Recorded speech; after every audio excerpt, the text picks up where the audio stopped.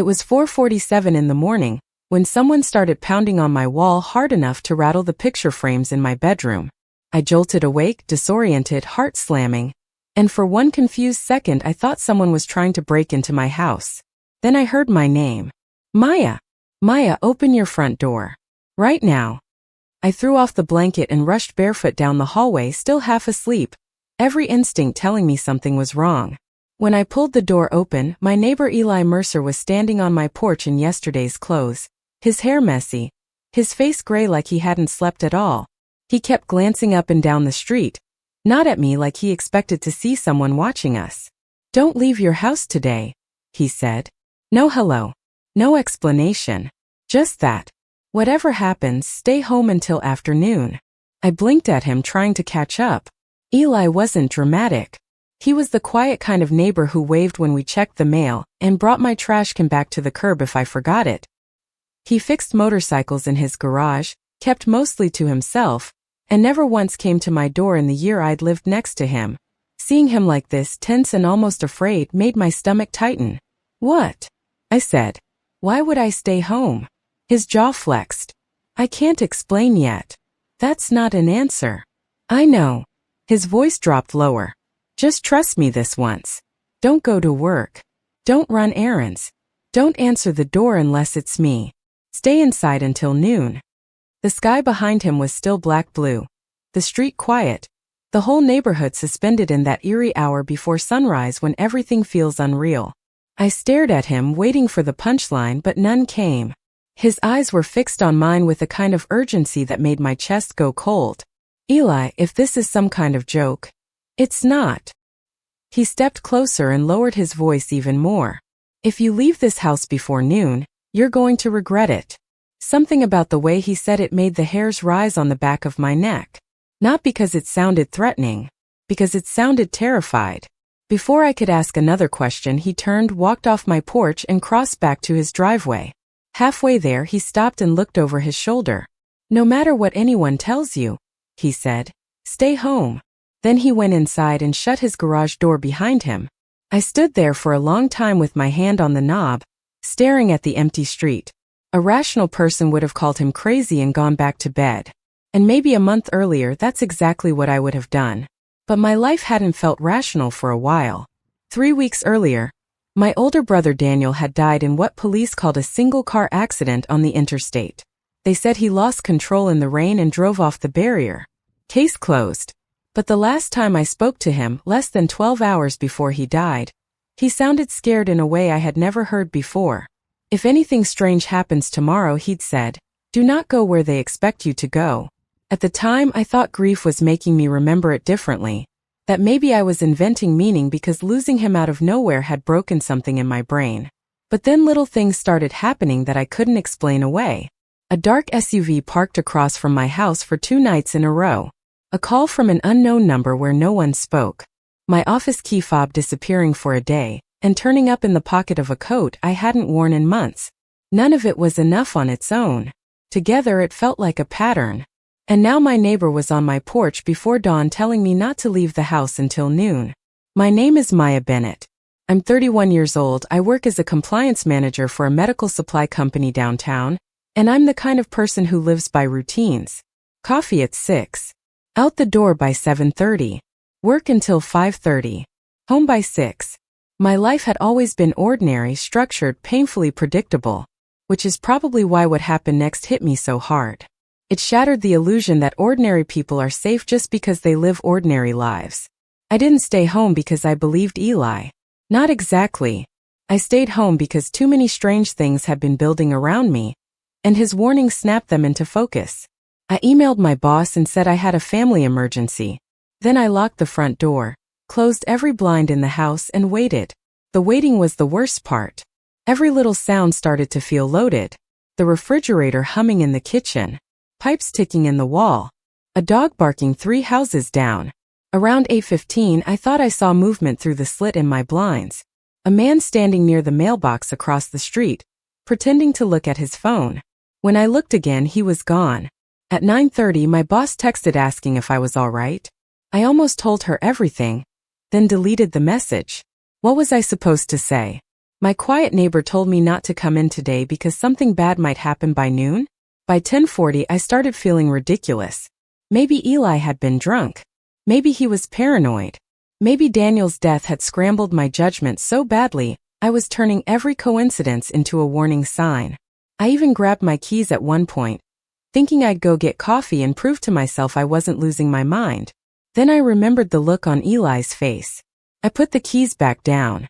At 11:56 my phone rang. Unknown number. I answered with a dry throat and said, "Hello." A woman's voice came through, calm and official. "Ms. Bennett? This is Detective Laura Vance with County Police.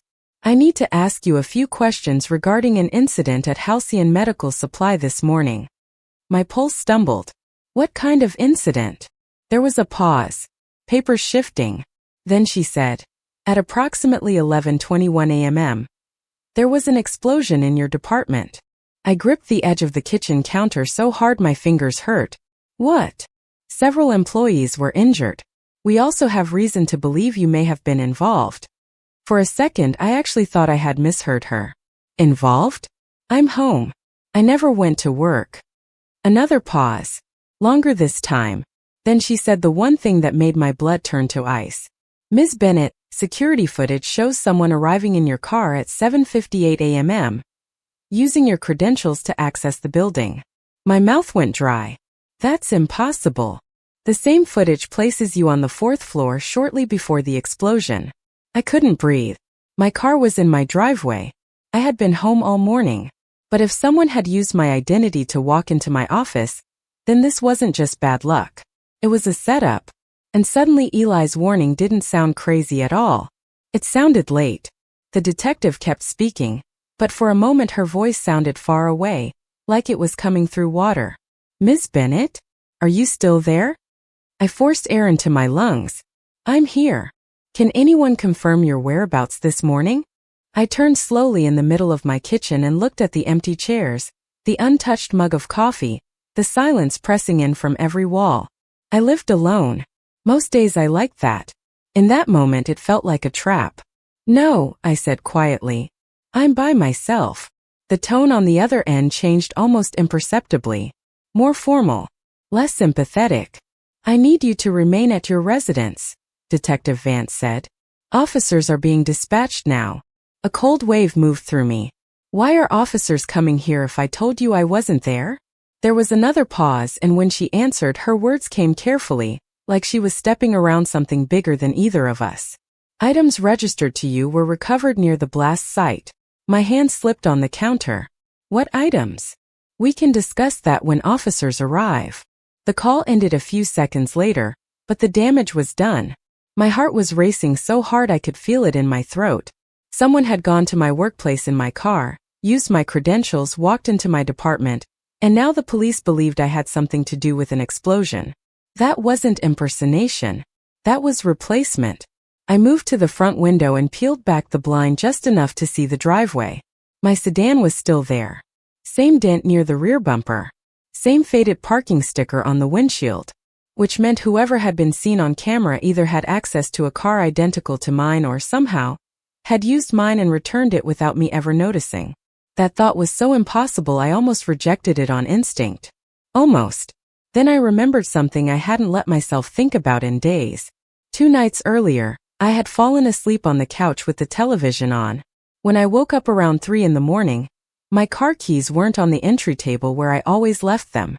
I found them an hour later on the kitchen counter. I had told myself I was overtired, that I must have moved them without remembering. Now I knew better. A knock hit the front door. Not loud, not frantic. 3 measured strikes. Controlled. Intentional. My whole body went rigid. Another knock followed. Then a man's voice. "Ms. Bennett? Police Department." I didn't move. A second voice joined the first, deeper, impatient. "We know you're inside." Something about the timing felt wrong. Too fast. Detective Vance had ended the call less than 3 minutes earlier. Maybe that was enough time if officers had already been nearby, but every instinct in me screamed that this was happening exactly the way someone wanted it to happen. Then I heard a different sound. Soft, sharp. A tap against the side window near the dining room. I flinched and turned. Eli was outside, half hidden behind the hedges, motioning for me to come away from the door. My pulse jumped. He pointed urgently toward the back of the house, then held one finger to his lips. At the time, I didn't know whether I was making the smartest decision of my life, or the worst one. All I knew was this. The people at my front door believed they were about to find a woman already cornered. And if Eli had known enough to warn me before dawn, then he knew more than he had told me. The knocking came again, harder this time. "Miss Bennett," the first voice called out. "If you do not open this door, we will be forced to enter." I backed away from the entry hall and moved as quietly as I could through the kitchen toward the rear of the house. My hands were shaking so badly I nearly dropped my phone. When I reached the sliding door, Eli was already there, waiting just beyond the glass. I unlocked it and pulled it open an inch. "How did you know?" I whispered. His face was tight, his eyes scanning the fence line behind me. "Because those aren't county officers." The words hit me like a slap. "What?" "You have maybe 60 seconds before they decide to stop pretending." A heavy thud sounded from the front of the house. Not knocking this time. Pressure against the door. I stared at him. "Who are they?" "Not here." He grabbed my wrist, not rough but firm. "Come on." I yanked free. "I'm not going anywhere until you tell me what's happening." For a moment he looked like he might argue. Then he leaned closer and said the one thing that stripped the air from my lungs. "Your brother came to me the night before he died." I went completely still. Eli lowered his voice. "Daniel told me if anything happened to him, I was supposed to watch you. He said there would come a day when someone would try to keep you from making it to noon." Behind us, something metallic scraped at the front lock. I could barely process what he had said. My brother knew Eli? Daniel had never mentioned him. Never once. And yet Eli said it with the certainty of someone repeating instructions he had been carrying for a long time. "You're lying," I whispered, though part of me already knew he wasn't. "He left me something for you," Eli said. "But if we don't move now, you won't live long enough to read it." Another crash shook the front of the house. This time I didn't argue. I followed him through the backyard, through the narrow gap between my fence and his garage, my slippers slipping on damp grass as adrenaline took over. He led me through a side door into his garage and shut it behind us. The dim space smelled like engine oil and cold metal. Tools hung in precise rows on the wall. A black pickup sat in the corner under a tarp. Everything looked ordinary, except for the far workbench. Spread across it were printed photographs of me. My front porch. My office parking lot. Me carrying groceries. Me unlocking my car. Me standing at Daniel's graveside 3 days earlier in a black coat, my face blurred by rain. I stopped so abruptly Eli nearly ran into me. "What is this?" His jaw tightened. "Proof you've been under surveillance." My stomach turned. There were dozens of photos, all taken from a distance, all recent. Some had dates scribbled in the corners. Some had times. One showed me standing outside my office building exactly 1 week earlier. Another showed me from across the street at a coffee shop I visited twice a month. "Who took these?" I asked. Eli didn't answer immediately. He crossed to a locked cabinet mounted above the bench, opened it, and removed a small manila envelope. My name was written across the front in Daniel's handwriting. The sight of it made my knees go weak. I took it from him with numb fingers. "He gave me that 10 days ago," Eli said. "Told me if he ended up dead, I was to wait until they made their move on you. Not before." I looked up sharply. "They?" He met my eyes. "The same people who killed your brother." The garage seemed to tilt around me. "No," I said automatically. "They said it was an accident." Of course they did. My hands trembled as I opened the envelope. Inside was a folded note and a small silver key attached to a faded motel tag, with the number 214 stamped into it. The paper shook so badly I had to steady it against the workbench before I could read. "Maya, if Eli gives you this, it means I ran out of time. Listen to him. Do not talk to the police. Do not go back to work. And whatever happens, do not let them take you to the Mercer Building before noon." I read that line twice. The Mercer Building was downtown, a place I only knew because it had been under renovation for years. Empty, unfinished, mostly forgotten. I had no connection to it. No reason to go there. And yet seeing it written in Daniel's hand sent a chill down my spine deeper than anything else that morning. I looked up at Eli. Why would anyone take me there? His face darkened. Because at noon, something is scheduled to happen inside that building. And they need you there for it. A loud crack echoed from outside the garage, followed by shouting from the front of the house next door. They were inside. If you want to know what happens next, subscribe and comment where you're watching from. Because what happened next changed everything. I turned back to the note, my vision blurring as I forced myself to keep reading. If you're seeing this, then I was right about Dad. He wasn't just hiding money. He was hiding records. And whatever he found before he died is the reason they're coming for us now. I put part of it in room 214. The rest is with Eli. Trust him until noon. After that, trust no one. I lowered the paper slowly. My father had been dead for 6 years. Official cause: heart failure. Sudden. Unexpected. Clean. I had buried him, cried for him, packed up his files with my own hands. And now Daniel was telling me our father had found something powerful enough to get both of them killed. I looked at Eli. What records? Before he could answer, his phone buzzed in his pocket. He pulled it out, glanced at the screen and went pale. They found the tracker, he said. What tracker?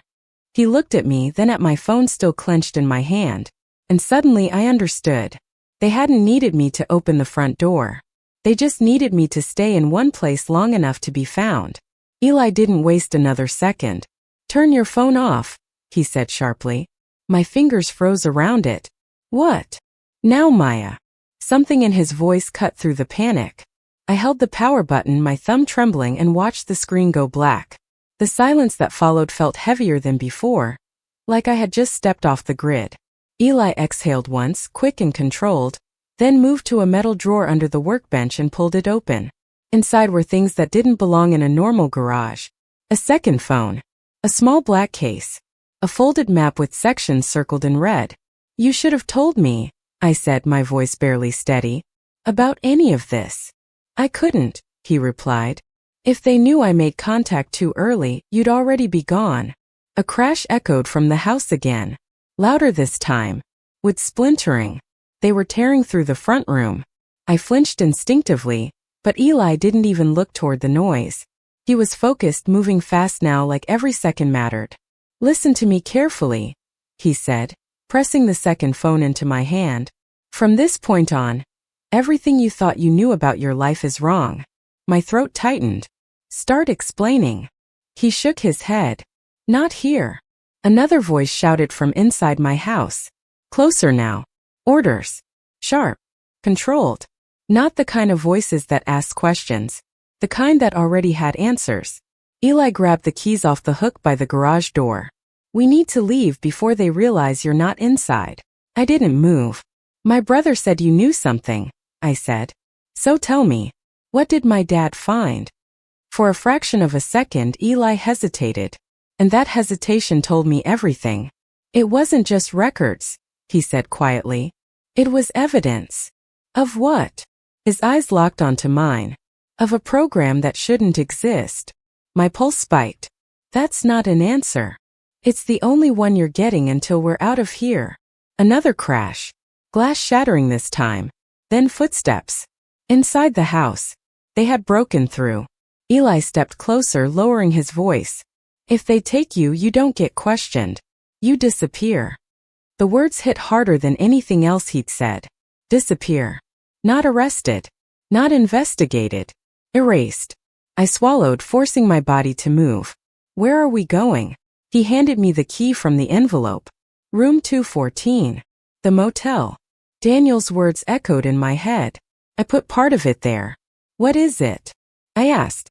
Eli's grip tightened on the keys. Insurance. Before I could press further, a loud bang shook the garage door. Both of us froze. Another bang. Metal rattling in its frame. They're checking structures, Eli muttered. My chest tightened. How much time do we have? Less than we need. He moved quickly, hitting a button near the wall.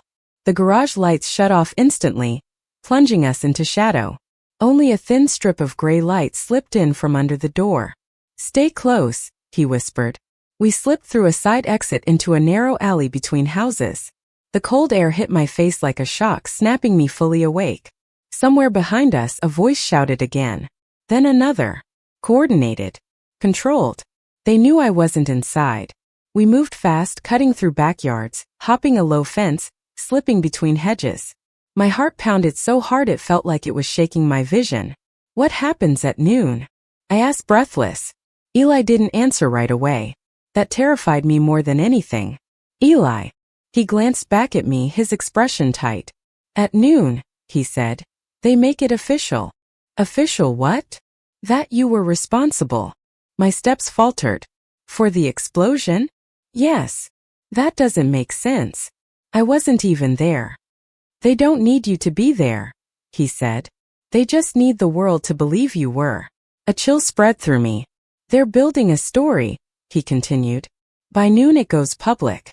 Your name, your face, motive, evidence, everything. And the Mercer building? I asked. His jaw tightened. That's where they'll say you went after the attack. My stomach dropped. So they're setting me up twice? Worse, he said. They're closing the loop. I didn't understand. Not fully. But I felt it. This wasn't just about making me look guilty. It was about making the story airtight. We reached his truck, parked 2 streets over under a line of trees. He unlocked it and we climbed in fast, doors shutting with a dull final sound. For a moment neither of us spoke. Then Eli started the engine. We have less than 40 minutes, he said. To do what? To find out why your family was targeted. The truck pulled onto the road, tires crunching over gravel before hitting pavement. As we drove, I stared out the window, trying to process everything crashing together in my head. My brother wasn't killed by accident. My father wasn't who I thought he was. Someone had been watching me, tracking me, replacing me, and now they were turning me into the villain of something I didn't even understand. Eli, I said slowly, you said my dad found something. He nodded. What kind of program are we talking about? He hesitated again. Then he said, the kind that rewrites identities. My breath caught. What does that mean? It means, he said, eyes fixed on the road. They don't just monitor people like you. My pulse quickened. They replace them. The word settled over me like ice. Replace them. I thought about the footage. My car. My ID. Someone walking into my building as me. Not pretending. Becoming. That's not possible, I said, even as part of me knew it was. You've already seen proof, Eli replied. I looked down at my hands. They didn't feel like mine anymore. And my dad found this out? I asked. Yes. And that's why he died. Yes. And Daniel? Eli didn't answer. He didn't have to. A tight silence filled the truck as we sped down the road. Then, without warning, Eli's second phone lit up on the dashboard. A message. Unknown sender. Just one line. Subject located. Protocol accelerated. My stomach dropped. They know we're moving, I whispered. Eli's grip tightened on the wheel. No, he said quietly. They expected it. Up ahead, traffic slowed. Too fast. Too suddenly. A line of vehicles had formed across the road. Not an accident. Not random. A blockade. Eli cursed under his breath and slammed the brakes just enough to stop short of the cars ahead. 2 black SUVs pulled out from the side streets at the same time, boxing us in. My pulse exploded. They found us, I said. Eli shook his head once, eyes scanning, calculating. No, he said again. They've been waiting. One of the SUV doors opened. A man stepped out. Calm. Precise. Like he had all the time in the world. And when he looked directly at me, he smiled. Not like someone who had just found me. Like someone who had been watching me long before today. And somehow, that felt worse. Eli's foot hovered over the gas, but he didn't move. Don't, I whispered, my voice shaking. If you run, they'll just, I know, he said, eyes locked on the mirror. The man from the SUV started walking toward us. Slow, unhurried, like this moment had already been decided. My chest tightened. Who is that? Eli didn't answer right away. His jaw clenched, fingers tightening on the wheel. That, he said finally, is someone who shouldn't know what you look like. A chill crawled up my spine. The man stepped closer, and as he did, something about him felt wrong. Not obvious. Not something I could point to. Just a quiet, unsettling sense that I was looking at something slightly off. Then it hit me. He looked familiar. Not in a way I could place, but in the way a reflection feels familiar. Like I'd seen parts of him before, just rearranged. My stomach dropped. Eli, I said slowly, why does he look like? Don't say it, Eli cut in sharply. The man stopped a few feet from the hood of the truck. He tilted his head slightly, studying me through the windshield. Then he smiled again. And spoke. Maya Bennett, he said calmly, as if we were meeting for coffee. You've made this much harder than it needed to be.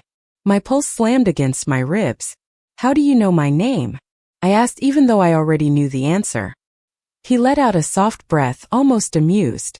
Because, he said, I've been you all morning. The words didn't register at first. Then they did. And everything inside me went cold. Eli shifted beside me, barely noticeable. Don't engage, he muttered under his breath. But I couldn't look away. The man reached into his coat pocket and pulled out something small. A badge. Not police. Something else. No logo I recognized. Just a dark metal plate with a single engraved symbol. I'm going to ask you to step out of the vehicle, he said. Calmly. And if I don't? I asked. His smile faded just enough to feel real. Then this becomes unpleasant. Behind him, the other SUV doors opened. More people stepped out, all moving the same way. Controlled. Precise. Not rushed. Not worried. Like they had already won. My hands were shaking again.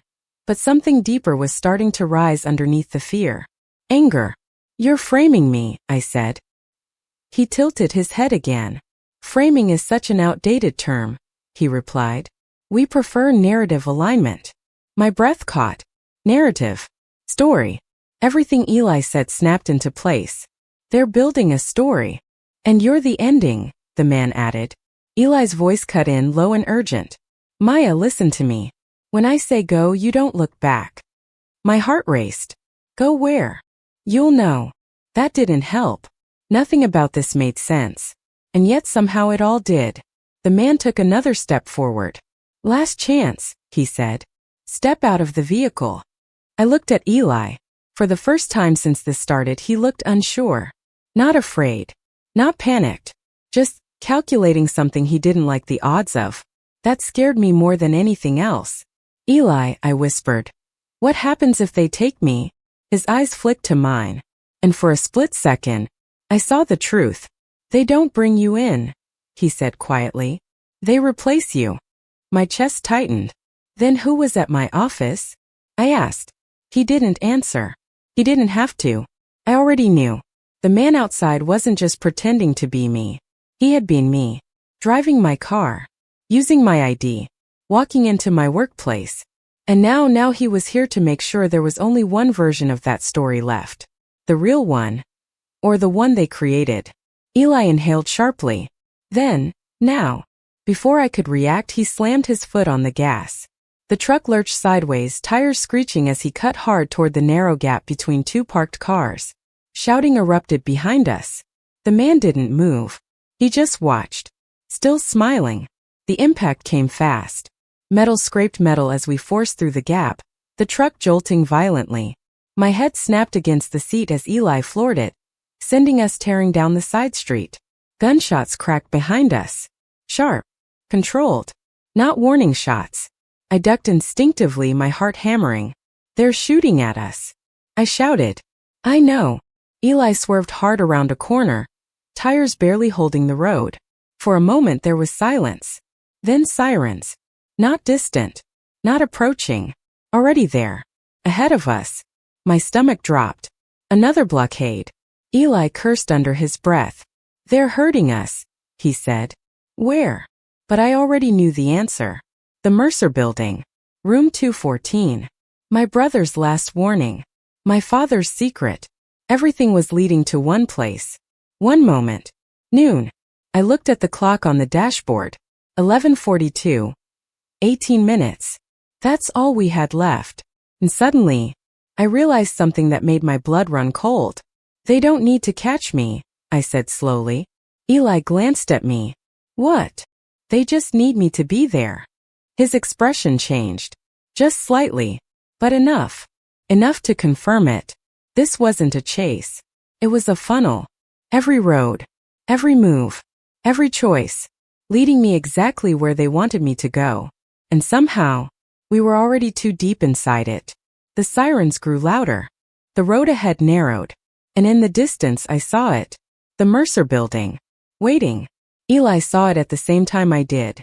The Mercer Building rose ahead of us like something unfinished and abandoned. Concrete exposed, windows dark, wrapped in scaffolding that hadn't been touched in years. It didn't look like a place where anything important should be happening, which meant it was exactly the place they would choose. 11:44, Eli said, glancing at the clock. We're out of time. Then why are we still going toward it? I asked. His jaw tightened. Because if we don't, they'll make sure the story ends without you. That didn't make sense. What does that mean? It means, he said, turning sharply into a narrow side entrance, right now you're still a variable. The truck screeched to a stop in the shadow of the building. But at noon, he continued, you become a conclusion. My stomach twisted. Before I could ask anything else, he killed the engine and turned to me. Listen carefully, he said. Whatever is in room 214, it's the only leverage you have. And if it's not enough? His expression darkened. Then there is no version of this where you walk away. A distant engine roared behind us. They were close. Too close. Eli threw open his door. Move. We ran. The side entrance wasn't locked. That alone should have told me everything. This wasn't a place they were trying to keep people out of. It was a place they were guiding me into. Inside, the air was cold and stale. Dust hung in the light that filtered through broken panels above. The building echoed with every step, every breath. Second floor, Eli said. 214 should be. I know where it is, I interrupted. He looked at me sharply. I've been here before, I said. The words slipped out before I could stop them, because as I stood there, something felt familiar. Not in a clear way, but in a way that made my chest tighten. Like déjà vu.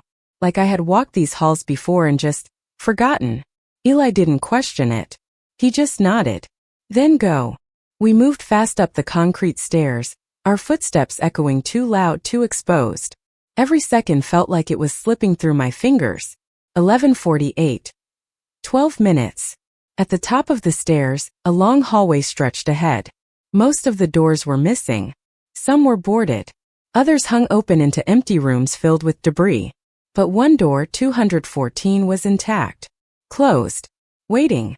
I slowed as we approached it. My heart was pounding so hard I could barely hear anything else. What if this is exactly what they want? I said. Eli didn't hesitate. It is. I looked at him. Then why are we still doing it? Because your father knew that, he said. And he still sent you here. That was enough. I reached for the handle. Paused. And for a split second I had the strangest feeling.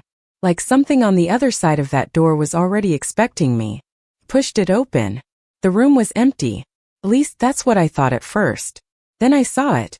A single metal case sitting in the center of the floor. No dust on it. No debris around it.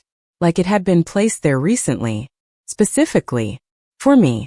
I stepped closer, my breath shallow. Open it, Eli said quietly. I knelt down and flipped the latches. The case clicked open. Inside was a tablet. And a small vial of dark red liquid. My hand froze. What is that? I asked. Eli didn't answer. I picked up the tablet. The screen flickered on instantly. No password. No lock. Just a single file. Labeled. Bennett.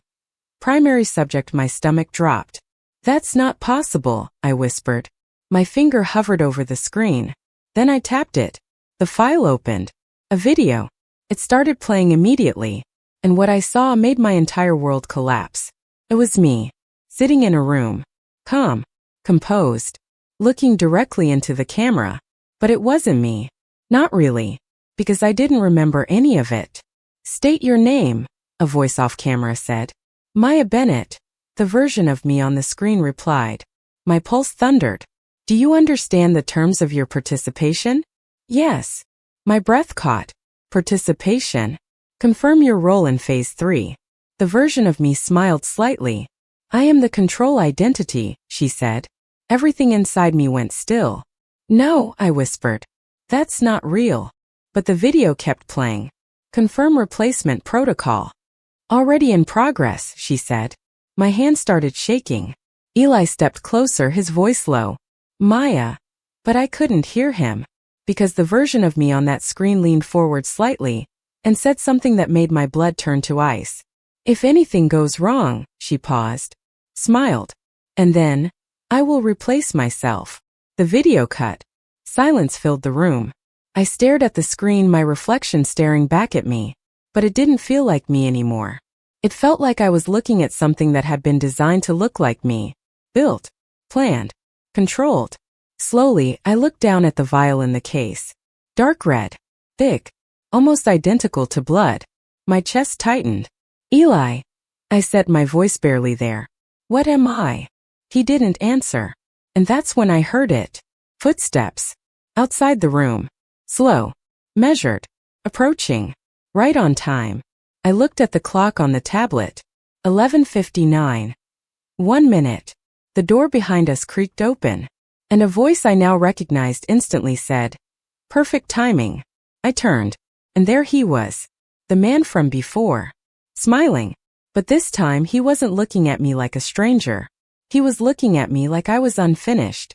The room went completely still. The man stepped inside like he owned the space, like he had walked through that door 100 times before. And this was just another routine step in a process already decided. Close it, he said calmly. Behind him, someone pushed the door shut with a soft click. No rush. No panic. Just control. My pulse was deafening now. 11 hours 59 minutes and 32 seconds. 28 seconds.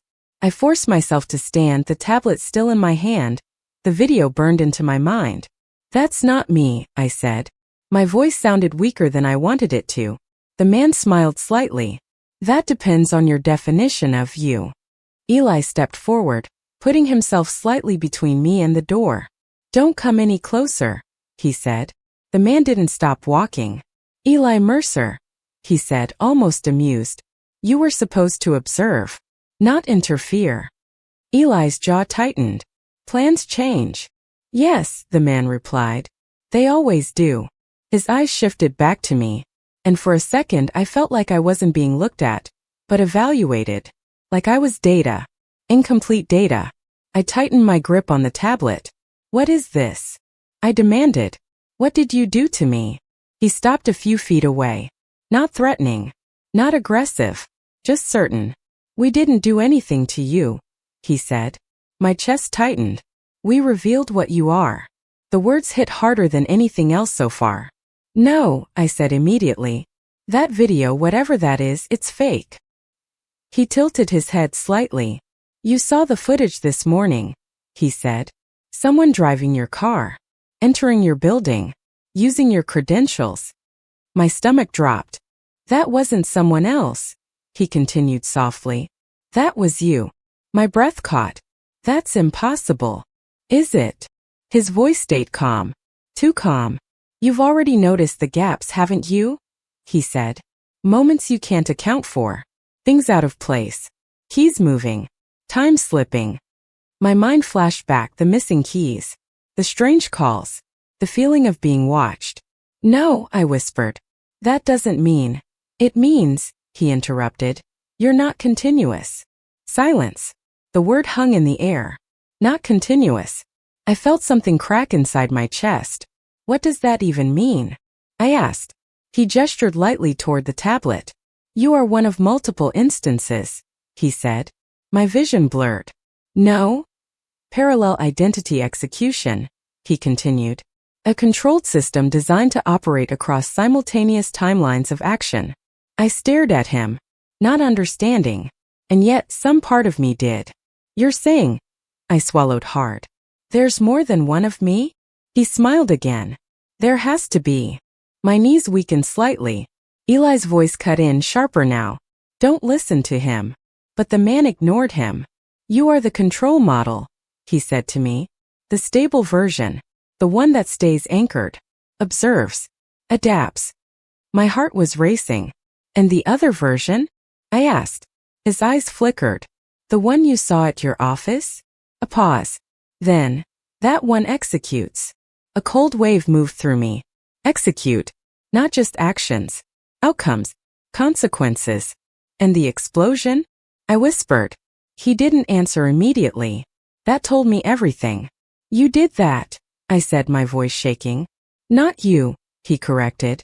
The other you. My grip tightened on the tablet. That's still me. Not if you choose otherwise. That made me look up. Choose what? His gaze shifted briefly to the vial still sitting inside the case. Then back to me. Completion. My chest tightened. What is that? I asked, already knowing the answer mattered more than anything else in this room. It's the final integration, he said. Integration of what? He stepped closer. Just one step. But it felt like the distance disappeared completely. Of you, he said quietly. My pulse exploded. No. If you take it, he continued, the separation ends. My breath became shallow. The gaps disappear. The uncertainty disappears. You become whole. And if I don't? I asked.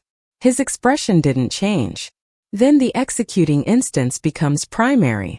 The words hit like a physical blow. You're saying, my voice barely held together, the version of me that caused the explosion replaces me? Yes. Eli stepped forward sharply. He's lying. But the man didn't even look at him. Time is already running out, he said. I glanced at the tablet. 11 hours 59 minutes and 52 seconds. 8 seconds. Why now? I asked, panic rising. Why is this happening at noon? His smile faded slightly. Because, he said, synchronization requires a fixed point. My heart was hammering so hard it hurt. And noon, he tilted his head, is when you collapse into one outcome. 5 seconds. Everything blurred. The room. The voices. The fear. I looked at the vial. Then at Eli. Is any of this real? I asked him. For the first time he hesitated. And that hesitation told me everything. 3 seconds. I looked back at the man. Why me? I whispered. His answer came instantly. Because you worked. 2 seconds. My hand moved before I fully decided. Toward the case. Toward the vial. Toward the one choice that would decide everything. 1 second. And just as my fingers touched the glass, the man smiled. Not like he was waiting to see what I'd do, but like he already knew. My fingers closed around the vial. And for a split second everything went quiet. No footsteps. No breathing. No ticking clock. Just me. And the weight of something that felt like it had always been waiting for this exact moment. Don't, Eli said sharply. But his voice sounded distant now. Like it was coming from somewhere outside of me. The man didn't move. He just watched. Calm. Certain. Like this wasn't a choice, just a confirmation. My reflection stared back at me in the glass. But it didn't feel like me anymore. It felt like something incomplete. Like a version of me that had been paused mid-sentence. I don't even know what I am, I said quietly. The man's voice came soft. That's exactly why this works. My grip tightened. 11 hours 59 minutes and 59 seconds. I should have been afraid. But I wasn't. Not anymore. Because something inside me had shifted. All the confusion. All the fear. All the doubt, it collapsed into one single realization. If I didn't choose, someone else already had. I uncapped the vial. Eli moved. Fast. Maya, don't. I drank it. The liquid burned. Not like fire, like ice. It hit my throat, my chest, my veins, and then everything exploded. Not outward. Inward. My vision fractured. The room split, doubled, tripled, like I was seeing multiple versions of the same moment all at once. I staggered back, dropping the empty vial. No. Eli's voice broke through, but it was distorted, stretched. And then memories hit. Not mine. Not all of them. Flashes. Driving my car into the parking garage. Swiping my ID. Walking through the office like I had done it 1,000 times. Standing on the 4th floor. Watching, waiting, pressing something. The explosion. The sound. The fire. People screaming. My breath caught. I felt it. All of it. Like I had been there. Because I had. But I hadn't. I collapsed to my knees. My hands hit the floor, but even that felt wrong. Like my body didn't belong to just one version of me anymore. Integration complete, the man said calmly. And suddenly everything snapped into place. The noise. The confusion. The gaps. Gone. Replaced with clarity. Terrifying clarity. I looked up slowly. And for the first time I understood. Not just what had happened, but what was about to happen next. Eli was staring at me, but not like before. Now he looked afraid. Maya, he said carefully. I tilted my head slightly and realized something that made my chest feel lighter. He wasn't looking at me. He was looking at what I had become. I stood up slowly. No shaking. No confusion. No fear. Just control. I turned toward the man. You said I was the control model, I said. My voice sounded different. Stronger. Sharper. He smiled. Yes. I nodded slightly. And the other version of me was executing, he finished. Silence. Then I smiled. And that's when his expression changed. Just slightly. Just enough. I repeated. The room went still. Eli stepped back. Maya, what did you do? I didn't answer him. 'Cause I was already somewhere else. Not physically, but mentally. Connected. I could feel it now. Every version. Every movement. Every outcome. And the one that had been set to replace me paused. Waiting. For direction. My direction. I looked back at the man. You made one mistake, I said calmly. He didn't move. What mistake? I took a step toward him. You assumed I'd choose your ending. For the first time he looked uncertain. I raised my hand slightly. Not threatening. Not dramatic. Just deciding. And somewhere far away the other version of me stopped. Then turned. Then changed course. The man's eyes flickered. You don't understand what you're doing, he said, a crack forming in his voice. I do, I replied. Because now I saw everything. The program. The replacements. The narrative. The way they had been rewriting people not by removing them but by splitting them. Controlling outcomes. Choosing which version survived. Until now. Eli's voice cut in urgent. Maya, if you can control it, then stop this. Stop all of it. I looked at him. And for a moment something human flickered back.